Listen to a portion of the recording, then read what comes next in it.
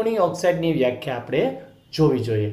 જે ધાતુના oxide acidic તેમજ બેઝિક એમ બંને વર્તણૂક ધરાવતા હોય તેમજ આવા ધાતુના ઓક્સાઇડ એસિડ અને બેઝ બંને સાથે પ્રક્રિયા કરી અને ક્ષાર અને પાણી બનાવતા હોય તો તેવા ઓક્સાઇડને આપણે શું કહેશું?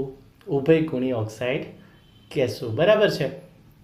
હવે વાત કરીએ કે એના ઉદાહરણ પૂછે તો કયા આપવા જોઈએ જે આપણને સરળ પડે.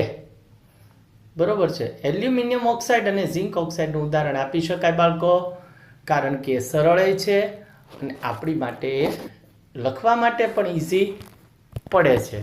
તો સૌથી પહેલાં જોઈએ કે એલ્યુમિનિયમ ઓક્સાઇડ અને ઝિંક ઓક્સાઇડમાં જે ઉભયગુણી ઓક્સાઇડનો ગુણધર્મ રહેલો છે એની ચર્ચા આપણે કરીએ. સૌથી પહેલાં એલ્યુમિનિયમ ઓક્સાઇડ. Aluminium oxide